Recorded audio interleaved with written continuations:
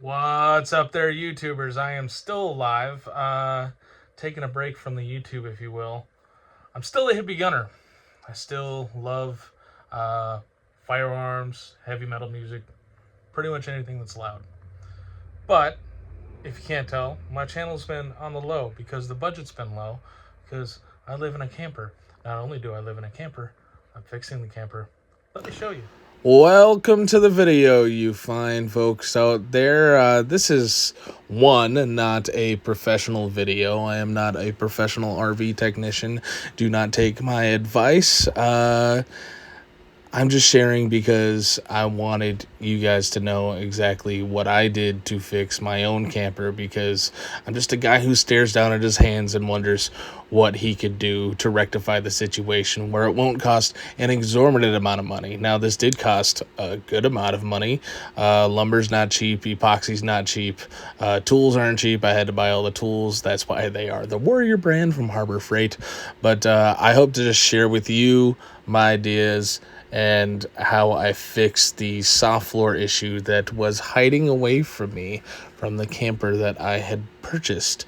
The next image here is just my awning is starting to fall apart. It's a part that I already replaced, and that happened while I was doing the floor. What is a camper issue without more issues? So I'm ripping the RV apart, and well, this I kind of had to rip out to get a bunch of the stuff out, but I don't want to have that there. I inverted it so the cat doesn't get in there over the night, because there's a hole that goes down on the floor.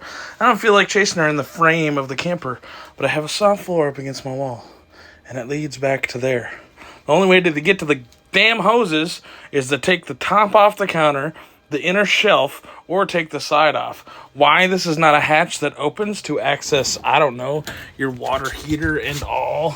You guys can't see that. I don't know where my flashlight is. But anyway, to access the heater, to access the water pump, your hoses, that is the easiest way to get in there, bar none. And it was stapled in approximately 100 different places. That is just the dumbest design ever. That is easily going to be a door that opens or slides out or something. I'm going to make a new one. Then along this wall here, you see that black spot? That is old glue. And yeah, the screws weren't doing anything. Something tells me the guy who sold me this damn camper knew that there's a soft spot in the floor. Because why would you use glue? Why would there be two? It rhymes. Didn't intend for that to happen, but it goes right along this seam. It goes, and it's all soft under here, which is why I got these. Yeah. Why would you do it all yourself, you might ask? Why not take it to a professional? 1, budget. 2, how do you learn anything that way? Like, at all. For future reference. If you want to learn how to fix stuff, you have to fix stuff. It's like part of the requirement. I'm not preaching. I don't know shit, but I've fixed a lot of things. And it all starts with, I don't know what I'm doing, just tear it apart and fix it. That's what my dad told me to do when I was younger, and it still applies to today. Tear it apart and fix it. It's that simple. Unless you're trying to, deal with chains on a slide out. That's not that simple. So, I had a leak coming in from the wall over here. And it went down here, and I had to cut it all out. You can still see there's a little bit of rot right there. And it went up into here, and I had to cut all that out. Now, this is still good board. Solid board, okay? Now, this had a hole in it. This is to protect from the tires, and it went all the way up, and it's slightly under the kitchen cabinetry. I don't really want to mess with that. Not a huge fan. So I've had to put these boards in. Now, these are not nailed in. I'm still figuring it out. I'm figuring this out because I had to make a gap right there in the wood. And well, we'll just see how this goes. I was going to show you how to take it all apart, but then I figured that's kind of lame, and that's pretty much just cutting away. I started with a vacuumed up the dead stuff, and then I used an oscillator, and I cut all that out. And then I went under the foam where the oscillating blade is, so then I can put boards in it like so. And yeah, this would cost an arm and a leg if it was to be done by a manufacturer. And for that reason, there's 4 feet. 4 feet before you reach another beam. No wonder the floor caved in. I am a hefty person. And yeah, that's a bunch of crap how these are built. And if you ask anybody online, yeah, they are built crappy. But so if you look over here, the opening is only right on that end there, and I had to take that whole section out to be able to access my water pump and my lines and to see just what was leaking. Now I had a slight leak in that line right there, but the water was coming in from the screws on the side underneath the wall here. I filled it in with epoxy putty, and the geniuses that be, they would just screw the outer nails into the wood of the floor, making so if you ever had a leak, it's going to eat right at the wood of your floor. This is just poorly built, poorly constructed. I hope to rectify the situation as I'm doing right here. Look, my tire. And yes, I am the hippie gunner, so I did use my FAL as a pointer because why not? I'm an American. So I still need to vacuum everything here, but I just wanted to show you. I just put in simple aluminum brackets. This is 1/8 inch aluminum, 1.5 inch 1/8 inch L brackets aluminum, and I highly recommend not buying these at like Lowe's or Home Depot. Go to a metal supplier. I got 24 feet of this stuff for $90, so that's a lot more affordable than good old Lowe's or Home Depot. So yeah, this board stretches across to here and to here. This L bracket is supported by this board. Okay, so this board is strong. Why is it strong? Because it goes across to this board. This board is strong because it's on one of the frame mounts. We have the frame here, and then there's these frame mounts in between. So if you take these frame mounts and you put boards on top of them, they will be extra strong. To make the boards not tilt, and hopefully not creak, but that's hard to avoid. To make them not tilt, I put these L brackets in. And they are directly mounted to the aluminum. They're pretty simple. I still got to figure out what I'm going to do up here, but yeah. We have this center frame, the actual frame of the camper that goes all the way down. Then we have this L bracket here, L bracket here. Then we also have a bracket that goes out to the sidewall. So we essentially have a square and then loosely around here, which is terrible for my engineering, but we'll figure something out, make it rock solid. But right now, I got these two sections done.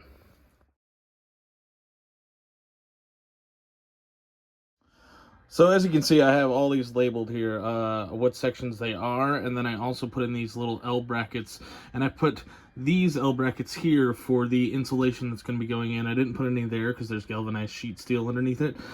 And compy, rinse, and repeat for over on that side. However, I need to take all these out, and I need to put tape on the back side of this. So then, you know, it's just one more layer, and it's also one more layer of protection, one more layer against moisture, possibly, and then also it lets the insulation sit in just a little bit better.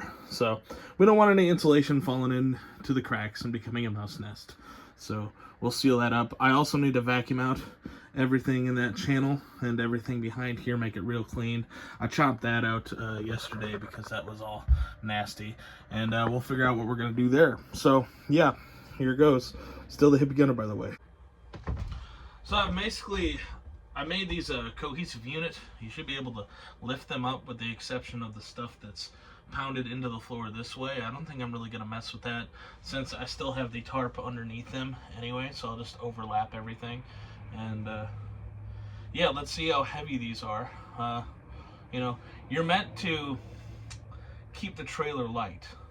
Now you add all this lumber, it makes it heavier. However, you do tow it with at least an F250, probably an F350. It is 8,000 pounds as it were, so do the math. It's not an aircraft. You're not trying to make it fly. You can add a little bit of weight. So here we go. Let's see how this pulls up here. I don't exactly have a handle, so we'll just see. Yeah, not bad. Not bad. That's our whole section right there. And we'll clean it out and put the tape on the back. The same thing for this section, except I do have a fire extinguisher in the way. So I guess this can only come out and go in a little way. But nonetheless, here we are. Nice. Okay, so I've put this zip system flashing tape down on both the interior, because the old tarp underneath it, the undergarment tarp, whatever, not undergarments, what do you call it? The underlaying, not the underbelly, the tarp that's on the bottom, the vapor seal. Yes, I've put this zip flashing tape down because it's sealing to the vapor barrier that's directly underneath this board. It's cut as the board was, so you just put it over. And then I also put it on here because you can see this galvanized steel had a lot of water on it, and it does have a hole because that's where they put the siding flap in, the L bracket. It just comes up through there, and yeah, we got a lot of water over there. That's where it all started, and it just moved, and this was all rotted out here. So figured I'd seal that off. Why not? Yeah, we'll keep working. I'm gonna put in that tarp now. Well, this took about 2 hours. So it's not perfect, but I have the under vapor seal tarp thing. I stuffed it under with a putty thing. I stuffed it underneath the cracks, and then I covered it with the zip tape just to, I don't know, double up on it. And then I'm also gonna hit the outside. That one's already in, that one's done. I'm gonna put the other guy in right here. And so you can see, yeah, from there to there, from there to there, it's all sealed, and that's all sealed. I need to put insulation in that. After I lay this guy down, I'm gonna put insulation down. And then we're gonna do this one all at once, so once I can actually not be in awkward positions and hurt my back and knees anymore. Okay, right on. As previously stated, I'm keeping that right there because I don't know what to do with it yet. It's got holes and I need to do the canvas and blah, blah, blah, blah, blah, blah, blah. No gun for this one because I just don't have time. I have to do the outside. But, yep, I was caulking, say it right, caulking. I was caulking the white caulk, and the white caulk is getting hard. And, yeah, we're all sealed up here. You should be able to spill water on this all day. Don't do that, but theoretically there shouldn't be a leak. So yeah.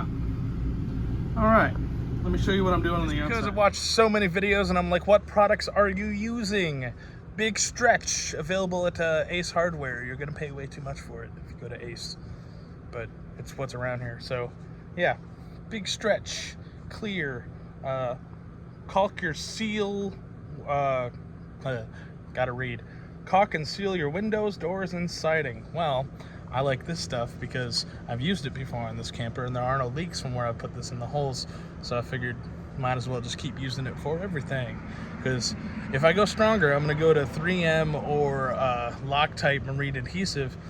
And if I ever have to take this up again, that's going to be very hard to remove. So here we go with Big Stretch. I don't want to brandish a firearm next to a road. There's no gun out here either. So what they did here was they screwed into the wood of the previous floor all along this wall. And as moisture got in there, it rotted away, creating different and more problems. Now I have little X's here. The X's indicate screws that I couldn't get out because they're rusted into place and the heads broke off. Now it gets real bad once you, hold on, I gotta go all the way around. By the way, my awning, the left side of it, fell off earlier this year, like it just fell apart, and it's starting to do it again. It was bending. Why can't they just build something quality? I don't understand. Anyway, this is a Heartland Mallard M302, by the way, 2018 model. So, here we go. These all have X's. Why do they have X's? Because all the screws retained in. So, we have 1, 2, 3, 4, 5, 6, 7, 8, 9. This one's good. This one's good. 10, 11. This one's good. So the end is, I'm gonna have to solve some issues here. So I'm gonna take the old holes. I'm gonna eject them with epoxy because I don't know what's behind the wall. And just like I did on the inside, I put the epoxy putty because that was easier to deal with and I didn't have running going back toward me. I'm not going to deal with that. I'm going to directly inject epoxy into each hole that is good, and so I have them marked out, and I'll just keep running down the wall, and then I'll re-drill them with a smaller drill bit, and we should be able to get really good surface there, even though there is no wood there anymore because it all rotted away. I picked it all out as well as I could with like a literal pick. And yeah, it was just powder, just dust. And so hopefully that holds better with epoxy in theory. Otherwise, I don't know what else to do besides ripping off the wall, which I'm not going to do that. Yeah, so yeah, I'm going to get injecting some epoxy while that dries out on the inside, my white caulk, if you will. And then I'm going to cut the board, and I'm going to lay the board down. And that'll probably take some finagling. It's not exactly, it's like 29.5 to like 29 and like 3/8. It varies, and I hope I don't have to recut it a million times because that would just be crazy. So anyway, I have it all marked out on my tape measure, what I need to cut, and yeah, I'm so ready for this to be kind of done. This has not been a fun project. I mean, I guess I'll get to listen to Bluetooth all day, but I can't use my camper. My camper's all ripped apart, and I've been shutting the bathroom doors and the bedroom door and keeping a heater in there because this furnace, obviously, as you can see, is inactive because I wanted to make sure it wasn't all soaked as well and rotting, which it seems to be okay, but I took it entirely apart, as in, like, I took all the hoses off of it and the propane line and the electrical lines and, like, brought it out like a foot, and it seems okay, so we're good there. Yeah, all right, back to it. All right, so for the outside here, I used some 5-minute clear weld, JB Weld, just to put in the holes. It's nice because, what did I do with that? Did I not throw it away? I thought I threw it away. Anyway, here's one I didn't use. I just keep using the same nozzle because you get more of the same product if you switch it quick enough. But yeah, you can just put this right into some holes, and it's nice. I need to get more. I only made it to there.